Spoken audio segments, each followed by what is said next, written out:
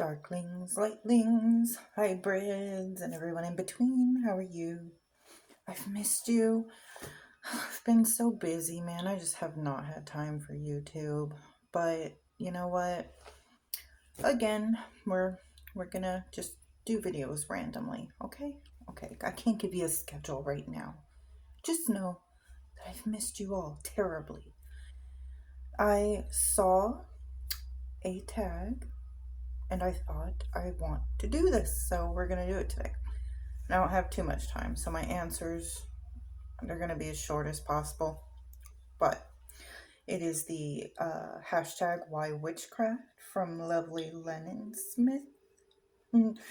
I've seen a lot of yours in the community. I may not have commented on all of them. I watched Rochelle's at Amethyst Ascension, Abby the Witches, and a couple other. I just thought they were wonderful. So I'm going to give my 2 cents. All right, so let's get started. 1. When was your first encounter with the word witch? So, besides like on TV as a little girl, like I'd watch Sabrina the Teenage Witch and, of course, a bunch of horror movies because you know me. The earliest memory I have is I was 12 and I went to a roller skating rink with a church, surprisingly. And I was always drawn to things like that were dark or mysterious or like witchcraft, witches. And this girl at this event was actually wearing a pentagram. She was a lot older than me, probably late teens. And I just thought that was so cool. It's like I instantly kind of knew what that symbol was, wasn't afraid of it, and wanted to know more. And I just kind of clung to her that night. I was like, your necklace, it's a pentagram. And she was like, yeah, I'm a witch. I'm Wiccan. And I just thought it was amazing. But she had like tucked it in her shirt quickly because, we were surrounded by churches that night. Like, I think a few of them got together there. And I ended up following her to the bathroom and asking her a whole bunch of questions. And she answered them. She was very nice, very sweet. And she told me she thought that I was a little witch as well. And looking back on it, I believe her. Just a hint. Number 2, first witchcraft path. Wicca. Yeah, I know. I'm a cliche. But gotta start somewhere, right? And that was the most like widely known path. However, I will say again, since I was really young, I was always drawn to more of the darker things. I found them beautiful, romantic, and I never thought the devil was the bad guy. Yeah. Even when I was going to church and all, I was never afraid of him or that archetype. So even though I started out with Wicca, I was definitely still looking into some darker aspects of witchcraft. So yeah. 3, first magical working. With intention, I think it was something along the lines of like elemental, like invoking the elements, doing rituals with the elements, calling the corners. I do remember though, unintentionally, I don't know if this counts or not. In middle school, I remember this girl, she bullied me relentlessly every day. And one day when she walked away from me, just got done like picking on me and stuff, I just stared, like glaring at her, and I'm just like, I wish you'd trip. Dead ass, she did it. She tripped. And I was like, but intentionally, yeah, I think it was elemental, and then I tried like little spells like money. I did a curse on an enemy. Well, it wasn't really a curse, it was more like instant karma. And then I worked with Nyx, first deity ever, and then Hecate. Then it went to some gray stuff for a while, demons, and now Norse. 4, most important tool in your craft. My imagination. and probably like my just natural abilities. I had the mediumship, the death work, since I was a kid. I feel like my most important tool though, like, is my imagination, because what's inside, I can use the tools outside to bring to life my intention or my craft. So I think it definitely, I mean, you can read all the books you want to, but eventually you're going to have to stand on your own 2 feet in your path and with your workings, really create, kind of like now. I tend to create my own rituals, use the symbology from what I come up with, right? From my own imagination and such. And I think it's just kind of that much more powerful. All right. Number 5. What is your witchy aesthetic? Dark, romantic, seduction, sensuality, all those things, and like not just like with sex or whatever, but I think there's a seduction in darkness. I think it's romantic. I think it's alluring. I just find the beauty in it. When I think of, witchcraft or my path, I kind of, if I could sum it up and give you a little image here of a dark forest, very dark, kind of spooky yet beautiful, surrounded in sounds of nature, lit only through the trees with small little beams of moonlight. And even though it's so dark, you see tiny little sparkles of fireflies. That would be my soul. Yeah, so that would be like my whole witchy aesthetic or vibe. 6. What is my favorite witchy hobby or activity? Death work, channeling, and any activity like in nature. Even walking my dog. That would be one of my favorite little activities because I'm grounding in nature. Number 7, favorite witchy animal. So a raven, definitely my ravens. I have this very interesting relationship with ravens and the serpent. I don't know if scorpions count, but I think they're pretty cool. 8, most memorable magical working. Gosh. Well, I mean, if you've been following my channel for a while, you know I have a lot of memorable ones. But as of recent, probably a Lucifer evocation I did. What was it, a year or two ago? On New Year's, I did a Lucifer evocation. And as soon as I had concluded the, oh my gosh, as soon as I concluded the ritual, incantation, evocation, all that good stuff, Lucifer had manifested as a light body, almost in the shape of like wings there was, but it wasn't really a body, but it had shot across my living room and kitchen in blue light bulbs. And then I had seen him manifest, and he ended up giving me a couple prophecies of like the world and things to come. And for a few days after that, I could literally see frequency all around me, read it off people, see it flowing between every object, every person. It was really interesting.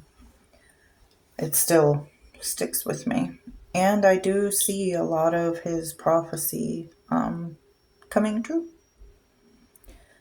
But I won't share it. No, that's my own little secrets between he and I. Number 9, most unpopular witchcraft opinion. Don't come for me for saying this, but we shouldn't be teaching other people. I said what I said. So hear me out. Definitely sharing our experience or giving tips and pointers, absolutely. But that whole mentality of, I know the way for certain, this is the way, and if you're doing it in any other way on this path, because I am the almighty of this path, that whole mentality really just rubs me wrong. I don't like it. We're all on our own paths. We all find our own ways. And a lot of ways I find where, when, like, especially when I was a beginner, I would try to do it ways where people would say, this is the way here. I know how to do this. I have all the cheat codes. I would try it those ways. It wouldn't work for me. In fact, I think it set me behind. And I think a lot of it's bullshit too. I do, to make themselves seem a bit more powerful than others. And we really don't need that because we are all powerful. We are all equally powerful and we can all do extremely phenomenal things when we use ourselves, our most powerful tool, ourselves, to dictate our own path without the need for validation. Definitely sharing tips or sharing pointers, sharing how you do it can help somebody. I think that is amazing, especially like if you want to try it. Don't get me wrong. I'm not saying don't do these things or don't show what you do on your path or how you practice. It's just a difference, I think, between sharing it to help somebody and then telling somebody that this is the way, the end all be all. I am the keeper of the knowledges, and if you're not doing it this way, you're doing it wrong. Basically kind of gatekeeping. Maybe that's not an unpopular opinion, but also I just feel like a lot of beginners will come into this and take it to heart and try to roll with it and then get really down on themselves if it's not working because somebody online said that, this was the right way to do it and they're thinking they're failing in their path. I hope that made sense. 10. In your opinion, what color is magic? All the colors. All the colors. Magic is very colorful. If I had to choose, I'd say purple. I don't know. Purple just seems very appropriate for spirit. 11. Hardest lesson your witchcraft has taught you. Remain humble. So, yeah, once I started figuring it all out on my paths and practiced for quite a while, seeing my magic was working, everything was working, I had quite a little ego on me, I'm not gonna lie. But as I went along, I was humbled. Yes. Always feels great, doesn't it? Y'all heard the story where I had this ex best friend, and they really made my life hell. And they did a lot of horrible things to me. And it had me so down and out that I had some very dark thoughts. So I decided to send a little curse their way. And when I was amping up my astral traveling skills, in my path working with Beelzebub, he had showed me, taken me to this person's mind, showing me the actual damage I had caused. And when I saw the reality of that, it was like, this is no joke. It's no joke. It actually, even regardless of what they'd done to me, made me feel quite like, dang, like we really should be watching this. Like, that's why it kind of irritates me now when people just flex, oh, I'm going to destroy your bloodline, I'm going to curse you. It's, with power comes responsibility, that type of thing. Also, once you know something, you cannot unknow it. I love knowledge, total knowledge whore. But once you continue to progress, you start learning things, and it's hard to go back to the mundane world or reality experiencing all of these things. 12. Witchcraft's ultimate purpose. Going back to experiences, to unlock as much of the hidden as possible, see all that is possible within this realm. Starting out, you're kind of dipping your toes in the water, testing things, maybe a money spell here, a love spell there, asserting power once it works because you're like, wow, I am powerful. And that's a great feeling. But later, after experience, it becomes more about experiencing like the occult, the hidden, what's really out there. Because the further you go, the more you do and actually put work in to do it, the more floodgates just open and continue opening. And I've heard some others say that, there's been quite a few practitioners that have gone insane. I could see why. I mean, I had to take a step back from path workings for a while there. It can get really intense and make you question reality and what reality really truly even is. I still won't share some experiences. I know if you followed me for a while, a lot of them are like out there, kind of bizarre, right? The thing is, my whole channel is kind of like a documentation thing of my practice and to share it with others. I don't care if anyone believes it or not, but these experiences are what I live for. Those things that are just so bizarre, you question reality. Yeah, so I want to know and I want to experience all that this has to offer, this aspect of it. 13, one big goal of your witchcraft, ascension. I want to seek to free myself and evolve always. Always. Yeah, sorry for looking down a lot. I had notes and wrote down the question.